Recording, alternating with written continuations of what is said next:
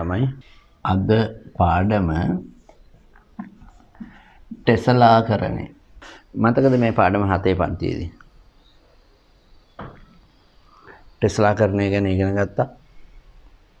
මොකද්ද ටෙස්ලාකරණයක් කියන්නේ? එදත් කතා කරන්නේ. හැඩතල එකක් හෝ කීපයක් යොදා ගනිමින් ඒවා අතර හිඩැස් නොපිහිටනසේත් එක මතයක නොපිහිටනසේත් ක්‍රමානුකූලව නැවත නැවත යොදා ගනිමින් තලයක් සම්පූර්ණයෙන්ම වැසී යනසේ සකස් කරන රටාවකට අපි කියනවා ටෙස්ලාකරණයක් කියලා. පැහැදිලිනේ? ඕක අපි දැන් 7 පන්තියේදී ටෙස්ලාකරණ හැදුවා. ඊට අමතරව අපි 7 පන්තියේදී ටෙස්ලාකරණ වර්ග දෙකක් ගැන කතා කරා. මොකද්ද? සුද්ධ ටෙස්ලාකරණ. සුද්ධ ටෙස්ලාකරණ. අනිත් එක අර්ධ සුද්ධ ටෙස්ලාකරණ. සුද්ධ ටෙස්ලාකරණය, අර්ධ සුද්ධ ටෙස්ලාකරණය. මොකද්ද සුද්ධ ටෙස්ලාකරණය කියන්නේ? හැඩතල එකයි. හැඩතල එකක් පාවිච්චි කරමින් අර විදිහට සම්පූර්ණ තලයක් වැහෙන්න හදනවා. නැවත ක්‍රමානුකූල රටාවකට සකස් කරනවා. හරිද? හැඩතල එකයි.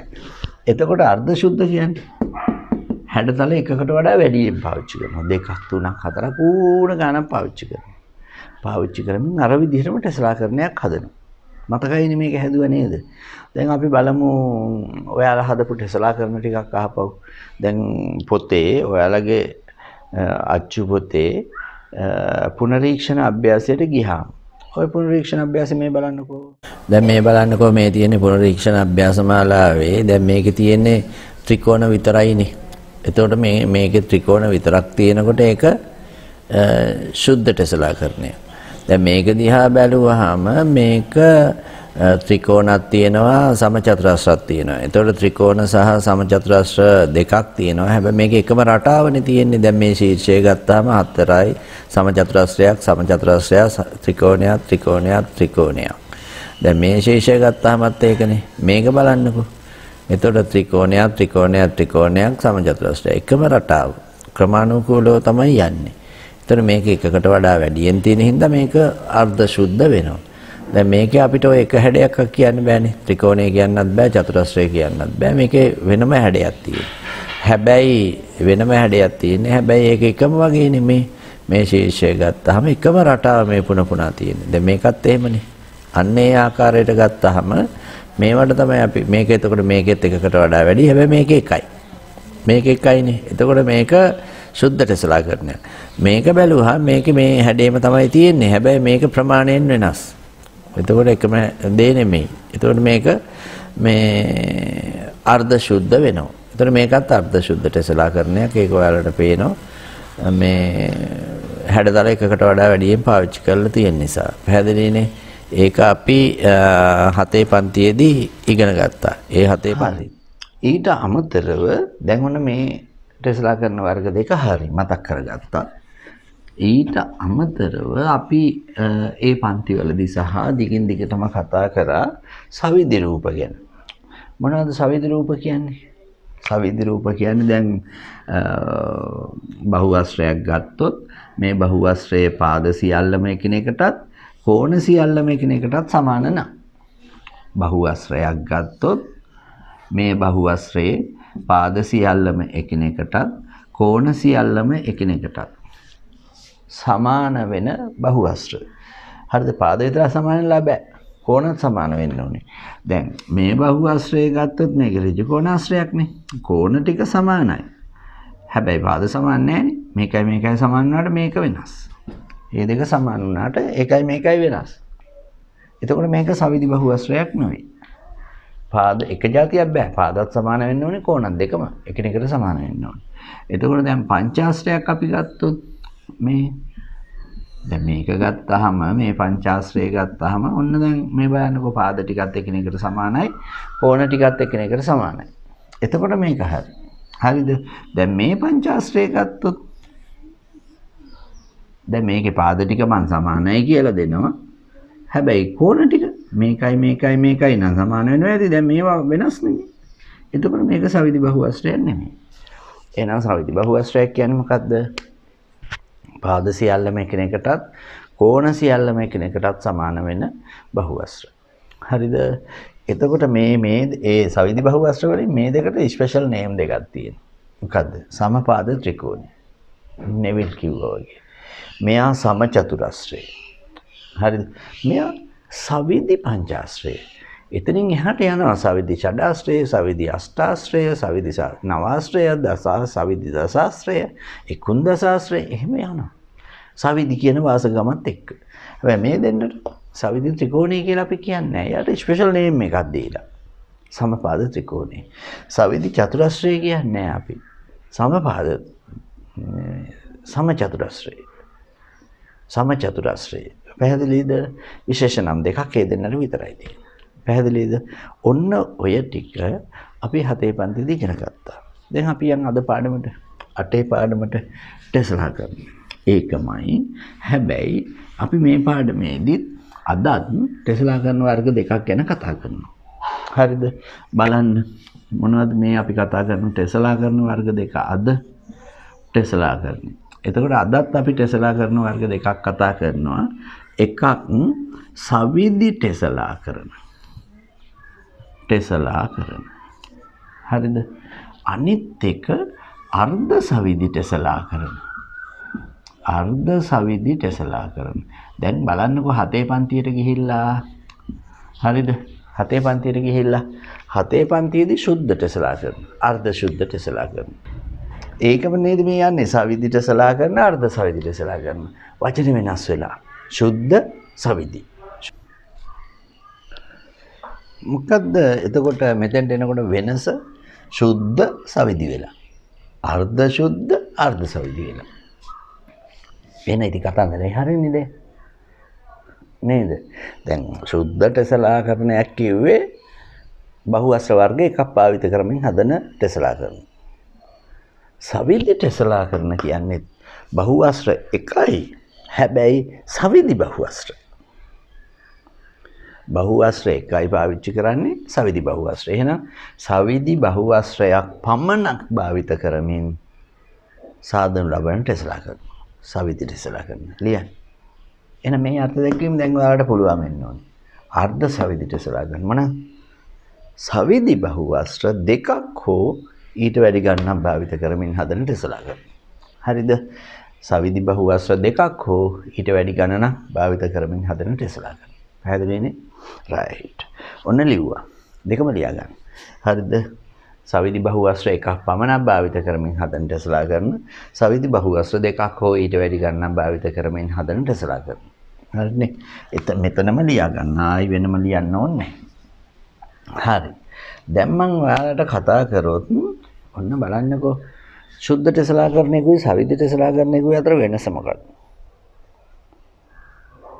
සුද්ධ ටෙස්ලා කරන එක ඕනෑම බහුවස්ත්‍ර වර්ග එකක්.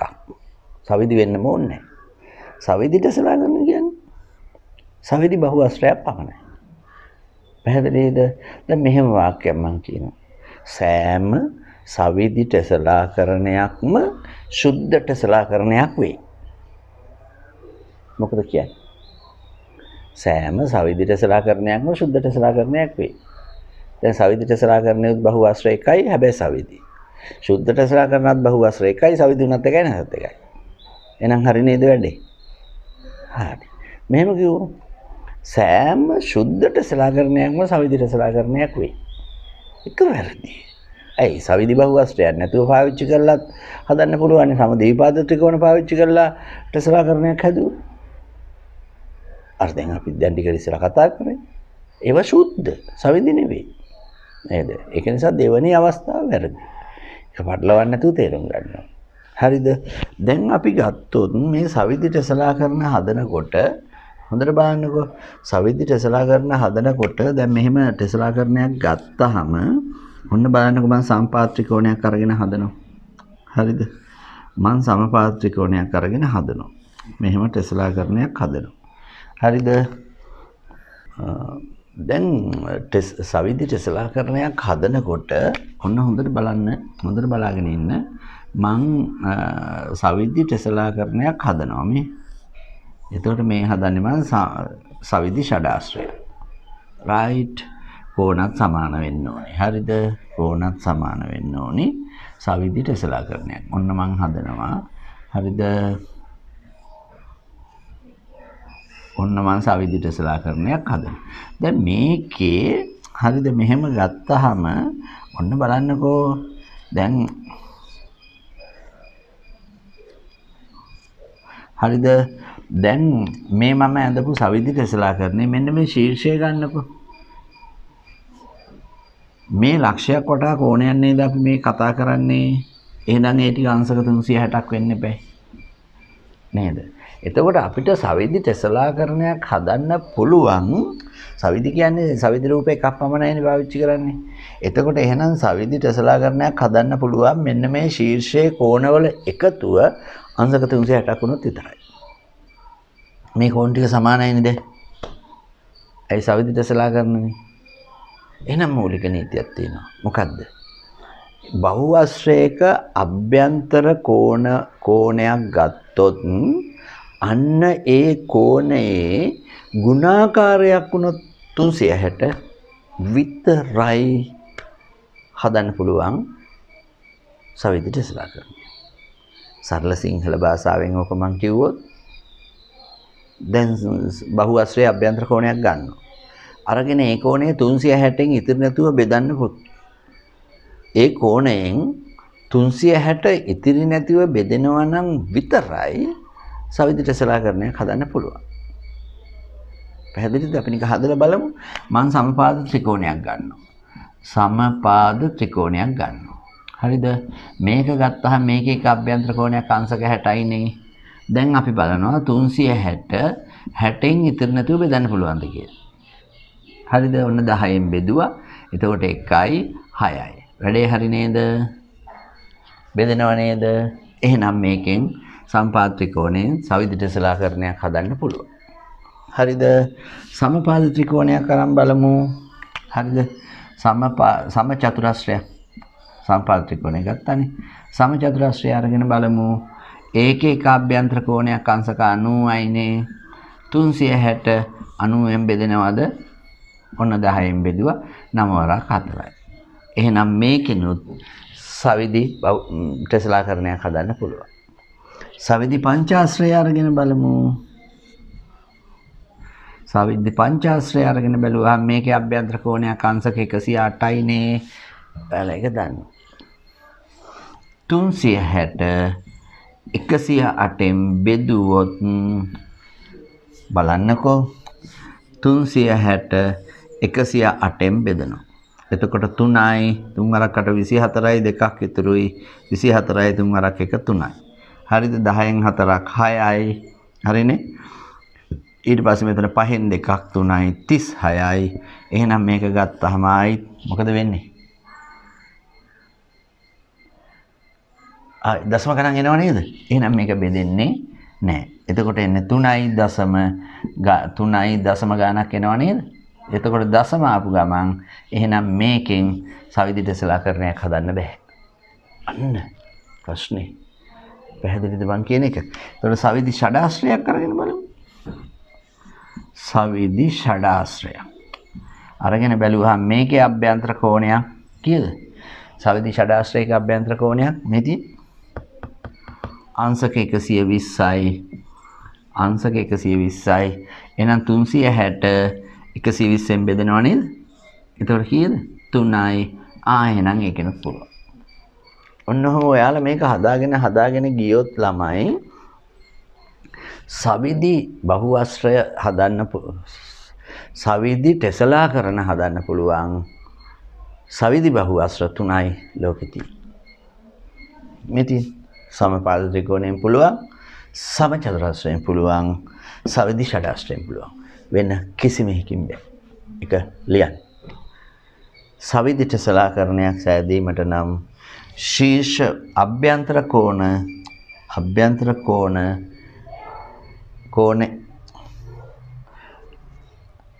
සවිදි ටෙස්ලාකරණයක් සෑදීමට නම් සවිදි බහුවස්ත්‍රයේ අභ්‍යන්තර කෝණයේ ගුණාකාරයක් ලෙස 360 තිබිය යුතුයි.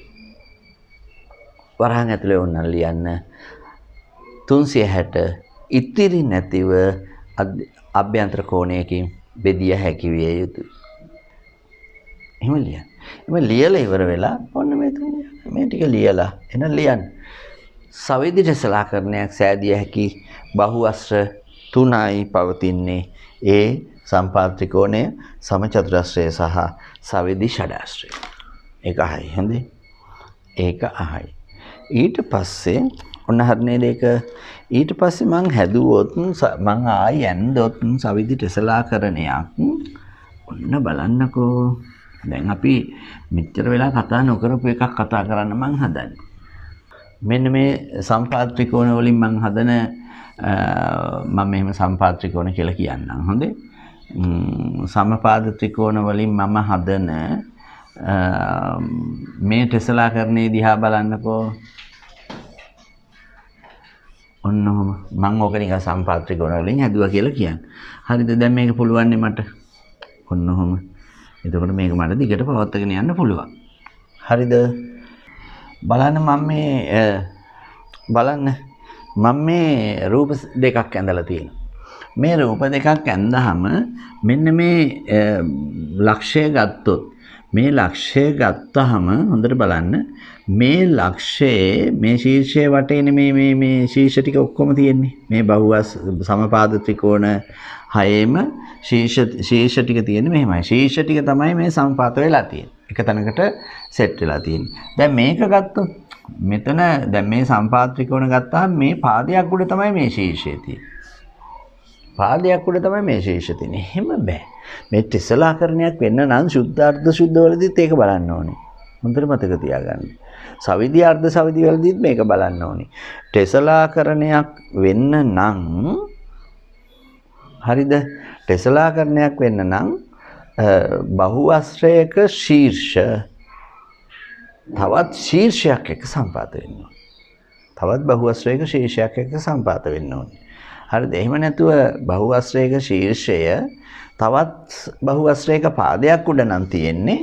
ඒක ටෙස්ලාකරණයක් වෙන්නේ නැහැ. දැන් මේක බැලුවොත් මෙන්න මේ ශීර්ෂයේ තියෙන මේ පාදයේ උඩනේ. මේ ශීර්ෂයේ තියෙන මේ පාදයේ උඩනේ. පැහැදිලිද මම කියන එක? මේ ශීර්ෂයේ තියෙන මේ පාදයේ උඩනේ.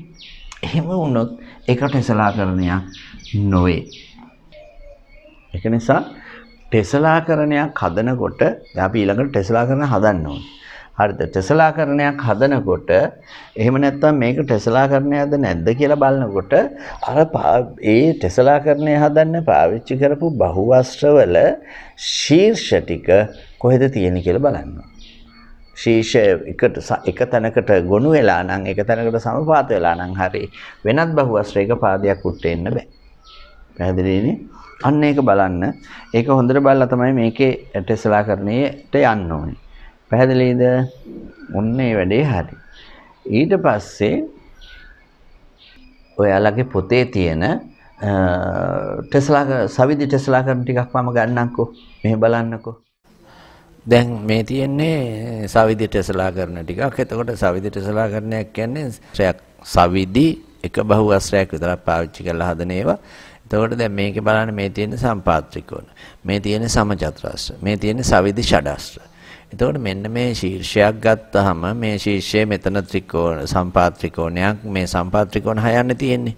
එතකොට මේ සම්පාත ත්‍රිකෝණයක මෙන්න මේ ශීර්ෂයේ වටේ කෝණ ටික තමයි අපි බලන්න ඕනේ. එහෙම කෝණ ටික හරියටම 300 එකතුව 360ක් වුණොත් විතරයි මේක එන්නේ. දැන් මේකෙත් එහෙමනේ මෙතන මේ ශීර්ෂය ගත්තාම මේ ශීර්ෂය ගත්තාම මේකෙත් එහෙම.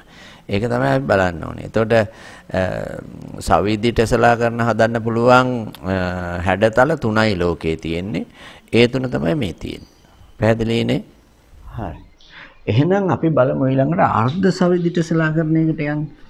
මේ අර්ධ සවිදි ටෙස්ලාකරණ වල අර ප්‍රශ්නයක් තියෙනවා. ඒකට ඒක බලන්න වෙනවා. නැත්තම් ටෙස්ලාකරණයක් නැද්ද කියලා කියන්න බෑ. මොකද්ද? කිසියම් ටෙස්ලාකරණයක් අපි ගත්තොත් ඔන්න මම මේ රූපේ දිහා බලන්නකෝ. මේ රූපේ දිහා බැලුවම මම මේ පාවිච්චි කරලා තියෙන සවිද රූප කියලා හිතන්න. හරිද? සවිද රූප කියලා හිතලා මම ඔන්න මේ ශීර්ෂයක් අල්ල ගන්නවා. හරිද? මේ ශීර්ෂයක් අල්ලගෙන මේ ශීර්ෂයේ පාද ගන්න දැන් මෙතන ත්‍රිකෝණයක් සමචතුරස්‍රයක් සමපාද ත්‍රිකෝණයක් සමපාද ත්‍රිකෝණයක් සමචතුරස්‍රයක් සමපාද ත්‍රිකෝණයක් සමචතුරස්‍රයක්. පාද ගන්න අඩු මේකේ ඉඳලා යන් අපි පාද ගන්න අඩු මේකේ ඉඳලා ගියාම ඔන්න ත්‍රිකෝණයක් අපි එහෙම ගමුකෝ ත්‍රිකෝණයක් සමචතුරස්‍රයක් ත්‍රිකෝණයක් සමචතුරස්‍රයක්. එහෙමනේ යන්නේ. අනිත් පැත්තට ගියත් මට කමන්නේ නැහැ. හොඳේ. ත්‍රිකෝණයක් සමචතුරස්‍රයක් ත්‍රිකෝණයක් සමචතුරස්‍රයක්. ඕන විදිහකට එක්ක වාමා දක්ෂිනාවර්තව එහෙම නැත්නම් වාමාවර්තව. ඊයම අපිට හම්බ වෙනවනේ. ඕනනම් මම මේ පාද ටිකෙන් ගන්නම්කෝ යාට. දැන් මේක ගත්තාම හරිද? මෙතනින් මම පටන් ගත්තොත් 3යි 4යි 4යි. හරිද? දක්ෂිනාවර්තව ගියා. හරිද? වාමාවර්තව ගියා 3යි මේ වාමාවර්තව ගියොත් 4යි 4යි. වාමාවර්තව ගියත් එහෙමයි. වෙන තැනකින් පටන් ගන්නකෝ. මම ඔය පාද ගන්න අඩු මේකෙන් පටන් ගත්තා. දක්ෂිනාවර්තව ගියත් වාමාවර්තව ගියත් මේකේ හම්බුනේ එකම දේ. පාද අඩුම ගානෙන් පටන් ගත්තාම. හරිද? දැන් මේක ගන්නකෝ. මේක වටේ ගියොත් ත්‍රිකෝණයක් සමචතුරස්‍රයක් ත්‍රිකෝණයක් සමපාද ත්‍රිකෝණයක් සමචතුරස්‍රයක් සමපාද ත්‍රිකෝණයක් සමපාද ත්‍රිකෝණයක් සමචතුරස්‍රයක්. මේකම නේද බලන්න. 3යි 4යි 4යි. අනිත් පැත්තට ගිහින් බලන්න 3යි 4යි. ඕන තැනකින් පටන් ගන්න. මේකමනේ. එතකොට බහුවස්ත්‍රයක් නම් වාමාවර්ත ශීර්ෂයක් අල්ලගත්තොත් වාමාවර්තව ගියත් දක්ෂිනාවර්තව ගියත් එකම මේ රටාව එන්න ඕනේ. සෑම ශීර්ෂයකම. නැත්තම් ටෙස්ලාකරණයක් වෙන්නේ නැහැ. සවිදි ටෙස්ලාකරණයක් අර්ධ සවිදි ටෙස්ලාකරණයක් වෙන්නේ නැහැ. මේ අර්ධ සවිදිට බහුවස්ත්‍ර වර්ග දෙකක් පාවිච්චි කරලානේ මම. එතකොට මේක අර්ධ සවිදි ටෙස්ලාකරණයක්.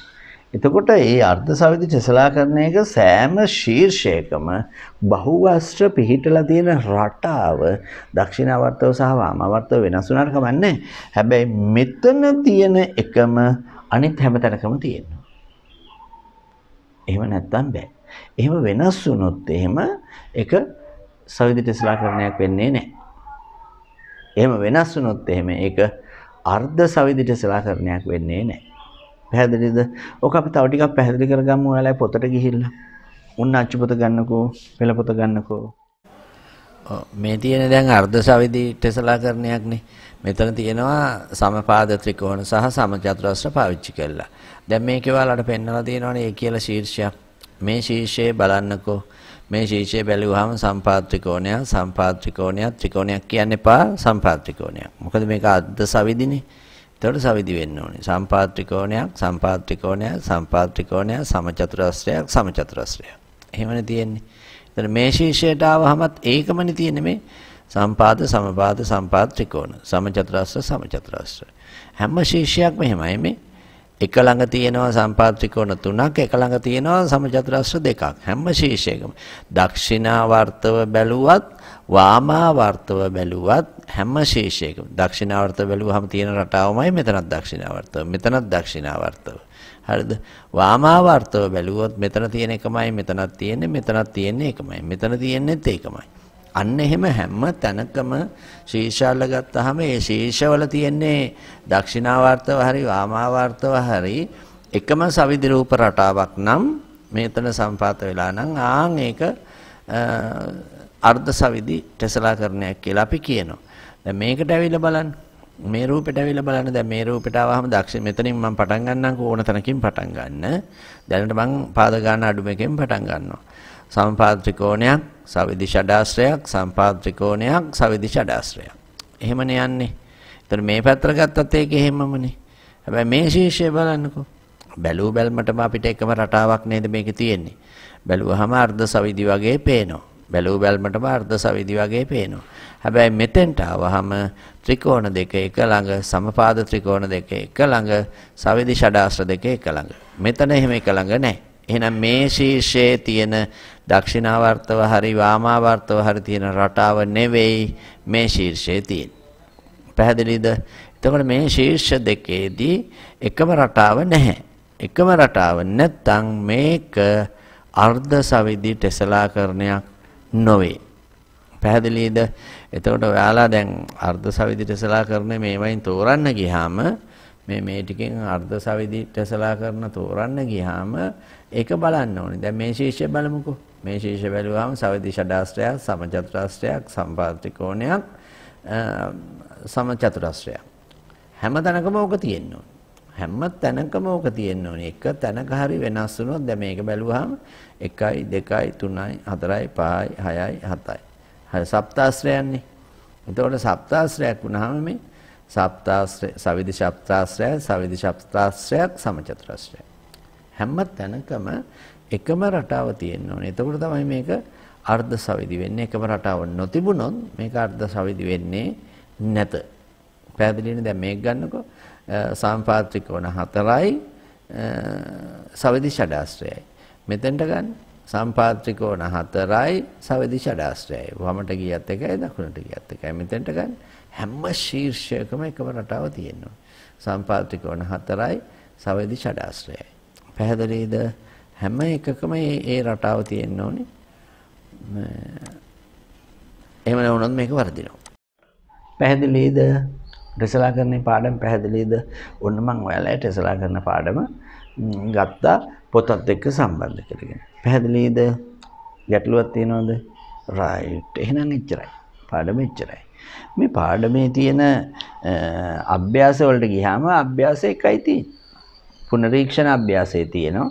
පුනරීක්ෂණ අභ්‍යාසයට පස්සේ 31 අභ්‍යාසයේ තියෙනවා. 31 අභ්‍යාසයේ පළවෙනි එක බලන්න. සවිදි ටෙසලාකරණ නිර්මාණය සඳහා යොදාගත හැකි සවිදි බහුවස්ත්‍ර මොනවාද? ඒක හරිනේ. සවිදි ටෙසලාකරණ වර්ග කීයක් තියෙනවද එහෙනම්? ඒතකොට සවිදි ටෙසලාකරණ වර්ග දැන් බහුවස්ත්‍ර වර්ග 3යි නම් සවිදි ටෙසලාකරණ වර්ග 3යි තියෙන්නේ. ඊට වැඩිය නෑ. හරිද? සවිදි බහුවස්ත්‍රයක අභ්‍යන්තර කෝණ එකගේ 98යි. මේ ටෙස්ලාකරණය සවිදි ටෙස්ලාකරණයක් හදන්න පුළුවන්ද කියලා බලමු. අපි සවිදි ටෙස්ලාකරණයක් හදන්න පුළුවන් නම් 361 න් බෙදන්න පුළුවන් වෙන්න ඕනි කියලා කිව්වනේ නේද? 398 න් බෙදෙනවද? බෙදෙනවා. දශම වෙනවා. පූර්ණ සංඛ්‍යාවක් එන්නේ නැත. එහෙනම් ඒක සවිදි ටෙස්ලාකරණයක් නොවේ. පැහැදිලිනේ? හරි. ඔන්න ඒක වැඩේ හරිනේ 31 අභ්‍යාස මාලාව. ඊට පස්සේ දෙවෙනි එකේ තියෙනවා සවිදි ටෙස්ලාකරණ වන ඒවා තෝරන්න කියලා. අන්න දැන් බලන්න ඕනේ. බහුවස්ත්‍ර වර්ග 1යි. හරිද? සවිදි ටෙස්ලා. අර්ධ සවිදි ටෙස්ලා කරන බහුවස්ත්‍ර වර්ග 2යි. හැබැයි අර මං කියපු જાතියේ ලක්ෂණ ටික තෝරන්න. හැම ශීර්ෂයකම එකම රටාව තියෙනවා. වමට වාමාවර්තව හරි දක්ෂිනාවර්තව හරි එකම රටාව තියෙනවා. ඕන මේක අපි එකක් දෙකක් බලමුද? අභ්‍යාසය. ඔන්න බලන්නකෝ. right. ආයිත් අපි ඒ කාරණේ බලමු. අපිට කියන්නේ සවිදි ටෙස්ලාකරණ දැන් මේක නම් බැලුව බැලමටම හැම තැනකම එකම රටාව තියෙනවා මේ දෙකේ. දැන් මේ සවිදි ටෙස්ලාකරණ වල මේ ප්‍රශ්න එන්නේ නැහැ. නමුත් අපි දැන් ඒක බලන්න ඕනේ අර්ධ සවිදි ටෙස්ලාකරණ වල. දැන් මේක අර්ධ සවිදි ටෙස්ලාකරණ යන්නේ. අපිට බැලුව බැලමට පේනවනේ සවිදි ෂඩාශ්‍රයක් තියෙනවා. සමචතුරාශ්‍රයක් තියෙනවා. හරිද? එතකොට මේ මම මේ එතකොට සවිදි ෂඩාශ්‍රයක් තියෙනවා, සමචතුරාශ්‍රයක් තියෙනවා, සම්පාද ත්‍රිකෝණයක් තියෙනවා. දැන් මේ ශීර්ෂය අරගෙන බලන්නකෝ. මේ ශීර්ෂයේ දක්ෂිනාවර්ත ගත්තොත් සම්පාද ත්‍රිකෝණයක්, සමචතුරාශ්‍රයක්, සවිදි ෂඩාශ්‍රය, සමචතුරාශ්‍රය. එහෙමනේ එන්නේ. එතකොට මේ තව තැනකත් ඒකම තියෙනවද බලන්නකෝ. එහෙම තිබුණොත් විතරයි ඒක එන්නේ. පැහැදිලිද? එතකොට දැන් මේක ප්‍රශ්නයක් නෑ සමචතුරාශ්‍ර වලින් හදපු එකක්. දැන් මේක බලන්න මේක දැන් ටිකට ඉස්සෙල්ලා අපි කතා කරපු රූපෙමනේ මේ තියෙන්නේ. දැන් මේක මොකද්ද මේ? සුද්ධට සවිදි ටෙස්ලාකරණයක්ද මේ නැද්ද කියන එක. මේක සවිදි ටෙස්ලාකරණයක් නෙවෙයි. ඇයි මේක සුද්ධ ටෙස්ලාකරණයක්. ඇයි මේ සවිදි රූප නෙමෙයි මේ තියෙන්නේ. සවිදි මේ බහුවස්ත්‍ර නෙමෙයි තියෙන්නේ. මේක හරිනේ. මේක හරි. දැන් අන්න එහෙම දැන් මේක සුද්ධ ටෙස්ලාකරණයක්ද සවිදි ටෙස්ලාකරණයක්ද? මේක සුද්ධ ටෙස්ලාකරණයක් සවිදි නෙවෙයි. අයි මේ කෝණයයි මේ කෝණයයි සමාන නැහැ. මේ බහුවස්ත්‍රය මේක සවිදි එකක් නෙමෙයි. පැහැදිලිනේ? රයිට්. එහෙනම් මෙන්න මෙතන දැන් ගත්තාම මේක බලන්න. මේකේදී අර අපි ඉස්සෙල්ලා කියපු කාරණේ තියෙනවා. මේක ගත්තාම දැන් මේකේ මෙන්න මේ බහුවස්ත්‍රයේ මේ ශීර්ෂයේ තියෙන්නේ අනිත් බහුවස්ත්‍රයේ පාදයක. ශීර්ෂයක නෙමෙයි. ශීර්ෂයි සමපාත වෙන්න ඕනේ මෙන්න මේ වගේ. ශීර්ෂයි සමපාත වෙන්න ඕනේ. දැන් මෙතෙන්දී ශීර්ෂයක් නෙමෙයිනේ පාදයක් උට්ටනේ මේ ශීර්ෂ දෙක ඇවිල්ලා තියෙන්නේ. එතකොට මේක ටෙස්ලාකරණයක් නෙවෙයි. පැහැදිලිද? පාදයක් උට්ට එන්න බෑ. පාදයක් උට්ට එන්න බෑ. අනිවාර්යෙන් ශීර්ෂ ටිකයි සම්පාත වෙන්න ඕනේ. දැන් මේ ශීර්ෂය මේක මේ ශීර්ෂ නෙමෙයි. මේ ශීර්ෂය මේ ශීර්ෂ නෙමෙයි. ශීර්ෂ ටික තමයි සම්පාත වෙන්න ඕනේ. එක තැනකට එන්න ඕනේ. මේකේ දැන් මේකේ ශීර්ෂ මේ බහුවස්ත්‍රයේ ශීර්ෂය තියෙනවා මේකේ පාදයක්.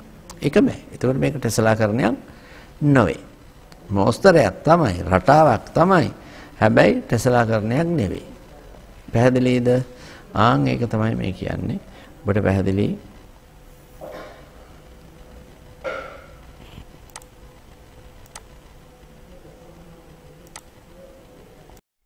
හරි. ඔන්න ඒකත් ඉවරයි. ඊට පස්සේ අපි ගියාම ඉස්සරහට ගියාම ඔන්න තියෙනවා මිශ්‍ර අභ්‍යාසය. ඊළඟ පාඩම මිශ්‍ර අභ්‍යාසය. මොකද ඔයාලට මිශ්‍ර අභ්‍යාසය කියනවා සවිදි අර්ධ සවිදි ටෙස්ලාකරණ නිර්මාණ යොදා ගනිමින් බිත්ති සරසෙල්ලකට නිර්මාණ කිහිපයක් හදන්න කියලා. දැන් පාඩ A4 ගන්න. ඩිමයි කඩදාසියක් ගන්න. ඩිමයි කඩදාසි භාගයක් එහෙම නෙමෙයි.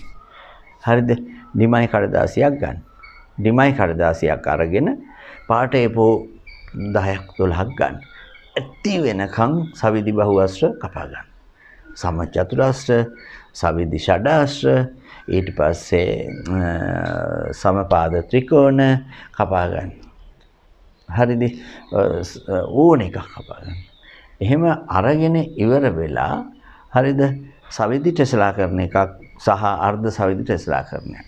අවම වශයෙන් දෙකක්. සවිදි ටෙස්ලාකරණයක් සහ අර්ධ සවිදි ටෙස්ලාකරණයක්. නිර්මාණය කරන්න ඕනි. නිර්මාණය කරලා ගෲප් එකට දාන්න. ලබන සතියේ පාඩම අන්න ඒ ඔයාලා හදපු නිර්මාණ ටික. එහි මෝස්තර හදයි. ඒක සවිදි ටෙස්ලාකරණයක්ද අර්ධ සවිදි ටෙස්ලාකරණයක්ද කියලා හරියට බලන්න ඕනේ. මම ඔයාලට ආරාධනා කරනවා අලුත් නිර්මාණ කරන්න. පොතේ තියෙන නිර්මාණ ටික ඒක නෙමෙයි. අලුත් නිර්මාණ කරන්න. දැන් සවිදි ටෙස්ලාකරණ තුනයිනේ තියෙන්නේ. ඒක අලුත් නිර්මාණත් පරණ නිර්මාණත් පොතේ තියෙන ඒවත් නැති ඒවත් කියලා කතාවක් නැහැ. ඒක එච්චරයි තියෙන්නේ. හරිද? හැබැයි මේ අර්ධ සවිදි ඒවයිදී විවිධාකාර වූ ඒවා වෙන්න ඕනේ. මම ආරාධනා කරනවා පොතේ තියෙන ඒවා බෑ. දාන්න ඕනි මට මේක ලබන මේ ටෙස්ලාකරණය හදලා මිශ්‍ර අභ්‍යාසය ඉස්සෙල්ලා කරන්න.